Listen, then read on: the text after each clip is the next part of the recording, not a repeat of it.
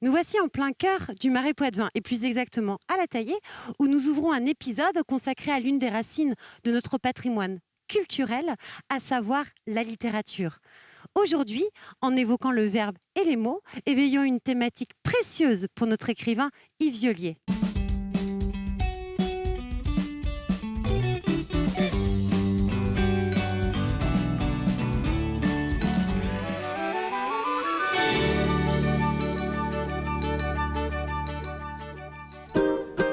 Qui est Yves Violier ?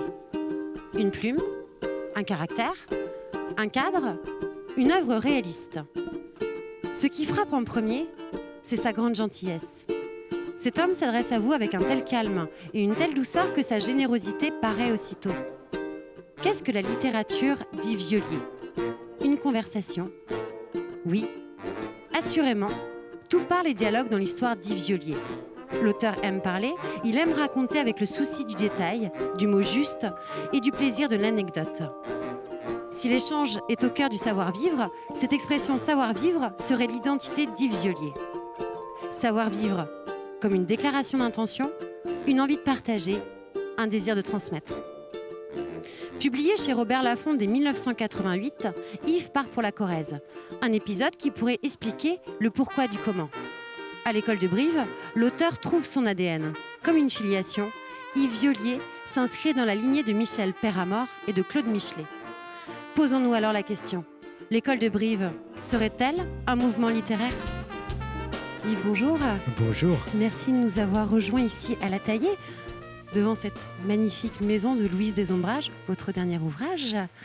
Yves, je voudrais avec vous un petit peu remonter le temps, et je crois que tout petit, vous étiez déjà à la littérature. Qu'est-ce qui peut expliquer cela ?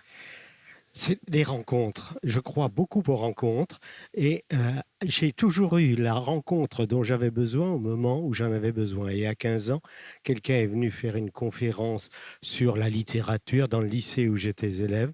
Le soir, j'ai écrit à ce conférencier, il s'appelait Jean Huguet. Je lui ai envoyé quelques-uns de mes poèmes. Un mois après, je reçois un courrier, une revue littéraire. Et dans cette revue, mes poèmes étaient publiés. À 15 ans. À 15 ans. Et là, à partir de ce moment-là, j'ai commencé à croire en ce que je faisais. Cet homme m'a accompagné. Il est venu me retrouver alors que je terminais ma classe terminale. Et il m'a dit... je crée ma propre maison d'édition et je publie un auteur chevronné et je veux publier un tout jeune. Ce sera toi. Tu vas écrire un roman. Mais j'ai dit, je n'ai pas écrit, j'ai écrit des nouvelles. Tu te mets au travail. Et j'ai écrit mon premier roman comme ça. Et puis ensuite, il y a eu la rencontre avec Robert Laffont. Il y a eu d'autres rencontres qui, à chaque fois, m'ont été précieuses. C'est comme ça que je suis devenu écrivain. Je vous remercie de nous raconter tout ceci. Vous arrivez de Vendée, vous avez fait l'école de Brive, c'est le sujet de notre émission. Comment, lorsqu'on arrive de Vendée, justement, arrive-t-on à s'intégrer, à s'imposer au sein de l'école de Brive ?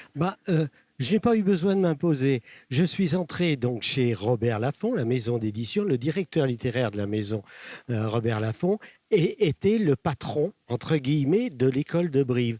Et puis, très vite, il m'a publié donc Jeanne la Polonaise. Et très vite, il m'a dit... J'ai une bande de copains là-bas à Brive. Il y a une grande foire du livre à Brive. Tu vas y venir. Je suis sûr que tu t'entendras bien avec mes amis.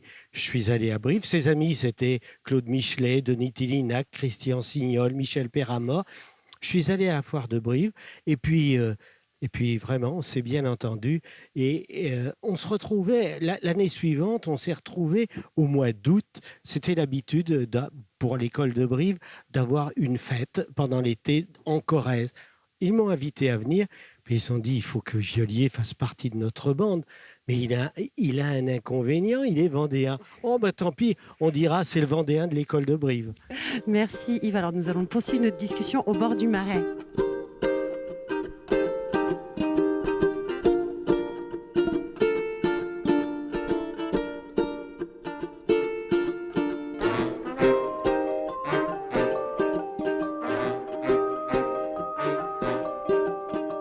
Yves, cette littérature de l'école de Brive, qui pourrait être qualifiée du joli mot de littérature du terroir, est une littérature endémique ou bien au contraire s'adresse aussi aux gens de la ville ?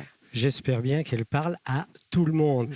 Je n'aime pas trop le mot littérature de terroir. Oui. Je dirais une littérature, ça peut être une littérature populaire, une littérature de la terre. Et je crois qu'aujourd'hui, on l'a bien vu avec le coronavirus, les gens ont besoin de retrouver cette terre, de retrouver des bases solides. Et donc, ce qui m'intéresse, ce sont ces gens, ces vrais gens, ces anonymes.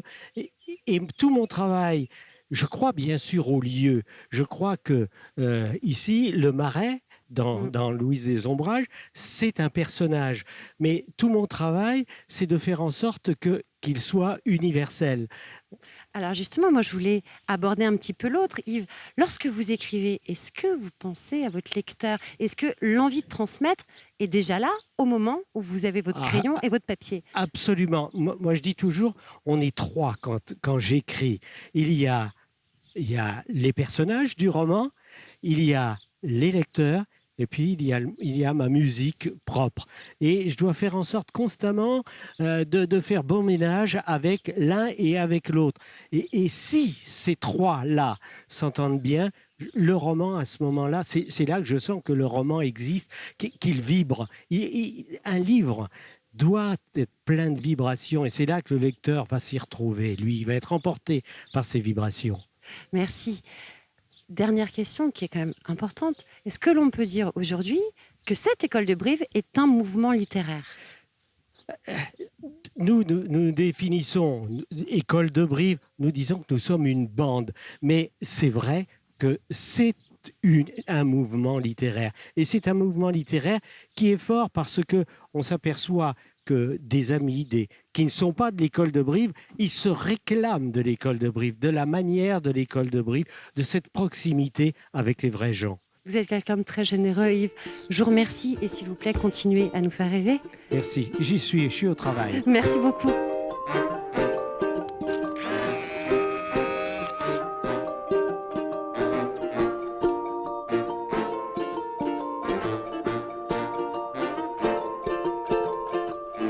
L'œuvre d'Yves Vieulier est une véritable ode aux valeurs de nos campagnes, tant par la beauté de ses paysages que par l'authenticité de ses personnages.